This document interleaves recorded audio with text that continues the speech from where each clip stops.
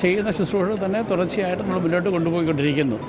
പുതിയതായിട്ട് നമുക്കൊന്നും കാണാനില്ല, ഉള്ളതിനെ നമ്മൾ ഭംഗിയായിട്ട് കൊണ്ടുപോവുക എന്നാണ് ഞാൻ ചിന്തിക്കുന്നത്. 37 വർഷത്തെ ഒരു വൈദിക രീതിയിലുള്ള ഒരു അനുഭവ സമ്പത്തുണ്ട്, അത് ഗുണകരമാണ്.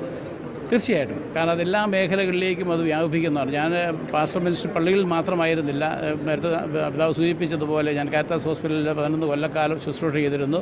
വിദേശ രാജ്യത്ത് 5 വർഷക്കാലം ശുശ്രൂഷ ചെയ്തു, പഠിക്കാൻ റൂമിൽ പോയി. അങ്ങനെ വിവിധങ്ങളായിട്ടുള്ള സ്ഥലങ്ങളിൽ അതിരൂപതയിലെ എല്ലാ മേഖലകളിലും, പ്രത്യേകിച്ച് ചാൻസലറായിട്ടുണ്ട്, മലബാർ റീജിയനിലെ അവിടുത്തെ ഡയറക്ടറായിട്ട് ശുശ്രൂഷ ചെയ്തു. ഇവിടെ എല്ലാ തസ്തികളിലേക്കും ചെയ്തിട്ടുണ്ട്. അപ്പോൾ ഇത് സ്വാഭാവികമായിട്ടും അതിൻ്റെ ഒരു ഉയർച്ചയിലേക്ക് വന്നിരിക്കുന്ന ഒന്നായിട്ട് ഞാൻ മനസ്സിലാക്കും. എന്തൊക്കെയാണ് ഒരു പുതിയ ഒരു കാഴ്ചപ്പാട്, എന്തൊക്കെയാണ് സഭയിൽ എന്തൊക്കെ ചെയ്യണം, എന്താണ് ഒരു ആഗ്രഹമുള്ളത്? ആഗ്രഹം നമുക്കറിയാമല്ലോ, എല്ലാ ആഗ്രഹവും നടക്കത്തില്ല. എങ്കിൽ പോലും നമുക്ക് ഇത്രയേ ഉള്ളൂ, ഭിന്നിച്ച് നിൽക്കുന്ന ആളുകളെ എങ്ങനെയെങ്കിലും കൂടെ നിർത്താൻ നോക്കുക.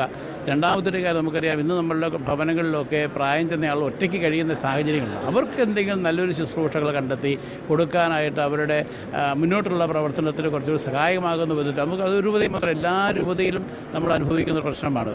പ്രത്യേകിച്ച് നമുക്കറിയാം, പ്രായമായവർ ഒറ്റയ്ക്ക് കഴിയുന്ന സാഹചര്യങ്ങൾ, പകൽ സമയത്ത് എന്തെങ്കിലും പണിയൊക്കെയായിട്ട് നടക്കും, രാത്രി വരുമ്പോഴാണ് അവർക്ക് പ്രയാസങ്ങൾ ഉണ്ടാകുന്നത്. അപ്പോൾ അങ്ങനെയുള്ള ആളുകൾ ചേർത്ത് നിർത്തി അവർക്ക് എന്തെങ്കിലും സംവിധാനങ്ങളോ ക്രമീകരണങ്ങൾ ചെയ്തു കൊടുക്കുക എന്നുള്ളത് വളരെ പ്രധാനപ്പെട്ട ഒരു കാര്യമായിട്ട് മനസ്സിലാക്കും. അപ്പോൾ വയോജനങ്ങളെ ചേർത്ത് നിർത്തുക എന്നുള്ളതാണ് തീർച്ചയായിട്ടും.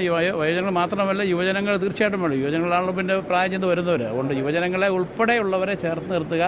ഇതിൽ ഏറ്റവും അത്യന്താപേക്ഷിതമായിട്ട് നമ്മൾ കാണേണ്ട ഒരു മേഖല എന്ന് പറയുന്നത് ഈ പ്രായം ചെന്ന ആളുകൾ തന്നെയാണ്.